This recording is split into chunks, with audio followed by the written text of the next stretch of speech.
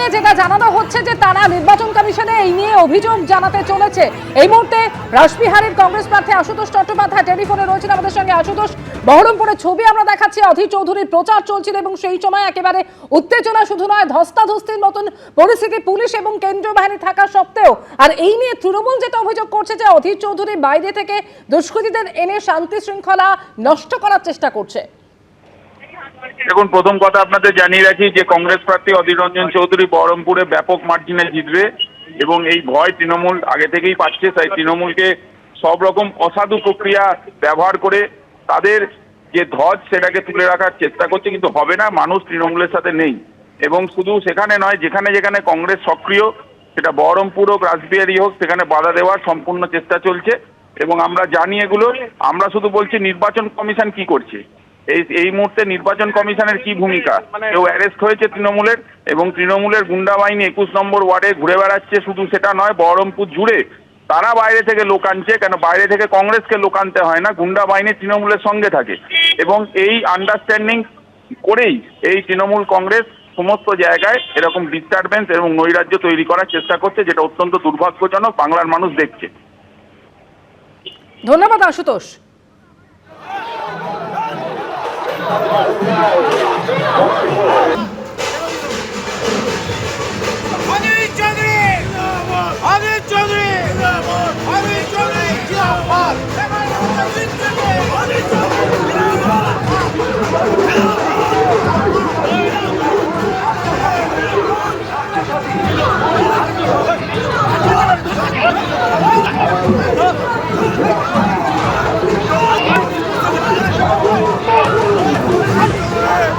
বহরমপুর পুরসভার 19 নম্বর ওয়ার্ডে প্রচারের সময় যেভাবে উত্তেজনার পরিস্থিতির সৃষ্টি হয় দেখতেই পাচ্ছেন সেই ছবি। 19 নম্বর ওয়ার্ডে প্রচারে বেরিয়েছিলেন বহরমপুরের কংগ্রেস প্রার্থী প্রাক্তন সাংসদ অধীর রঞ্জন চৌধুরী। আর প্রচারে বেরিয়েই এভাবে বিক্ষোভের মুখে পড়তে হলো তাকে। তৃণমূল কংগ্রেসের অভিযোগ, বাইরে থেকে দুষ্কৃতী এনে এলাকায় আইন শৃঙ্খলা পরিস্থিতি বিঘ্ন করার চেষ্টা করছিলেন অধীর রঞ্জন চৌধুরী, যে কারণে স্থানীয় বাসিন্দাদের জনবিস্ফোরণ ঘটে এবং তাদের স্বতঃস্ফূর্ত রাগের বহিঃপ্রকাশ এটা। যদিও আমরা কথা বলেছিলাম কংগ্রেস প্রার্থী আশুতোষ চট্টোপাধ্যায়ের সঙ্গে, তিনি বলছেন তৃণমূলও জানে অধীর রঞ্জন চৌধুরী এবার বেশি মার্জিনে জিতবে, আর সেই কারণে তৃণমূলের এইভাবে শান্তি শৃঙ্খলা বিঘ্ন করার চেষ্টা করা হচ্ছে তৃণমূলের পক্ষ থেকে। সব মিলিয়ে উত্তেজনা পরিস্থিতি বহরমপুর পুরসভার 19 নম্বর ওয়ার্ডে।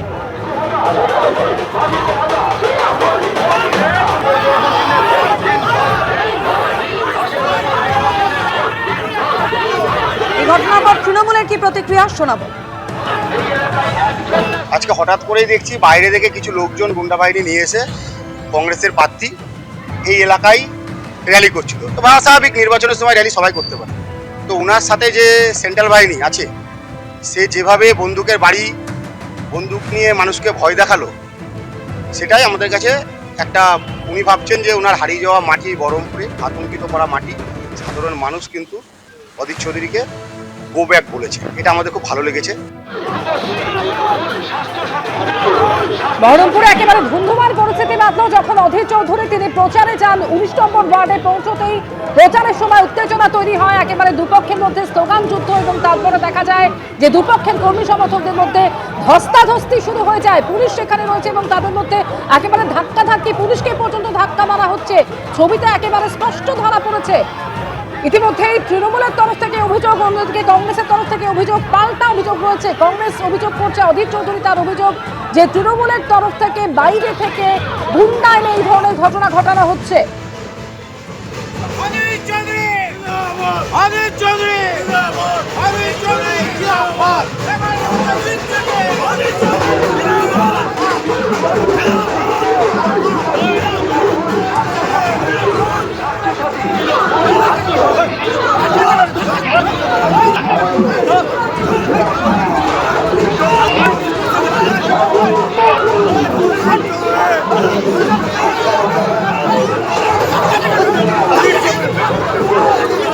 সরাসরি রয়েছেন আমাদের সঙ্গে প্রতিনিধি রাজীব চৌধুরী। রাজীব, এখন কি অবস্থা ঘটনাস্থলে?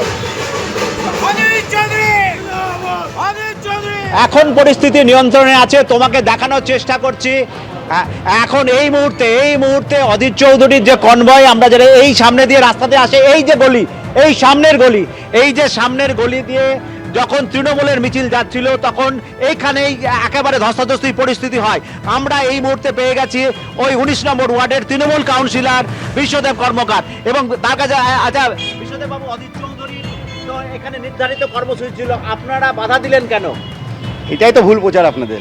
আমরা বাধা কেন দেবো? আমাদের এই ওয়ার্ড, আমাদের পাড়ার ছেলে, আমরা নিজেরা লোকাল ছেলে। আমি এই এলাকার জনপ্রতিনিধি কাউন্সিলর। আমরা প্রতিদিন নির্বাচনের সময় সকালবেলায় প্রত্যেক দিন কোনো না কোনো বুথে আমরা প্রচারে বেরোই। স্বাভাবিকভাবে নির্বাচন চলছে সেই উপলক্ষে। রাজীব, আমাদের তোমার- প্রার্থী হয়ে। রাজীব একটু তোমার- থামিয়ে ওনাকে জিজ্ঞেস করতে চাইবো যে একেবারে ছবিতে স্পষ্ট দেখা যাচ্ছে অধীর চৌধুরী প্রচার করছেন এবং সেই সময় বাধা দেওয়া হচ্ছে তাকে। না, আমাদের মিছিল যাচ্ছিল, হঠাৎ করে দেখছি কেন্দ্রের সিকিউরিটি এসে পিছন থেকে তারা কাউকে একজনকে সামনে দেওয়ার চেষ্টা করছিল। আমাদের মেয়েরা ছিল, মেয়েদের গায়ে যখন কেন্দ্রের সিকিউরিটি, এটা তো নির্ধারিত অধীর চৌধুরীর প্রচার ছিল। এটা আমাদের পাড়া, এখানে দাঁড়িয়ে আছি এখনো।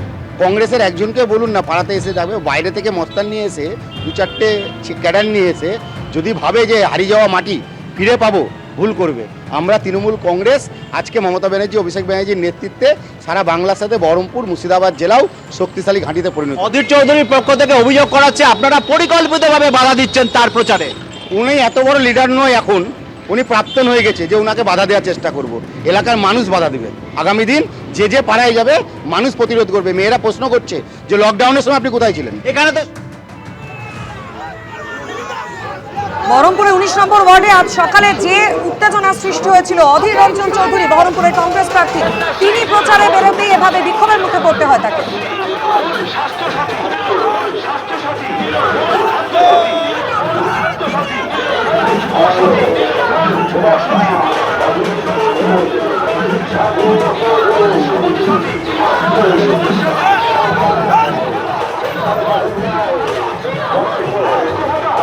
পাল্টা তৃণমূলের তরফ থেকে অভিযোগ করা হয় যে বহিরাগত দুষ্কৃতী এনে অধীর রঞ্জন চৌধুরী প্রচার চালাচ্ছেন, সেই কারণেই এই উত্তেজনা। অধীর রঞ্জন চৌধুরী তিনি কি বলেছেন শোনাবো। আমি মানুষের কাছে ক্যাম্পেইন করছি আমার অধিকার। আপনারা কি করে মারবে? কি পারলে পিছিয়ে দিতে হচ্ছে আমাদের।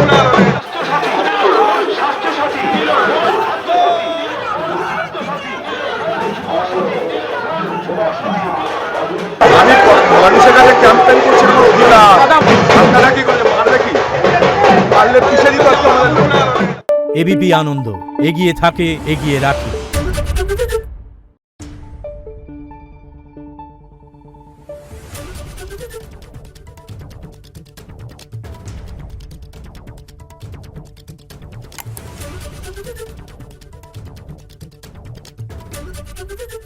আরে চাটা দে ভাই আমার একটা চা দেন। কি হলো আমারটা? বাংলা পক্ষপাত চায় না, বাংলা খবর চায়। বাংলা খবর, বাংলার খবর।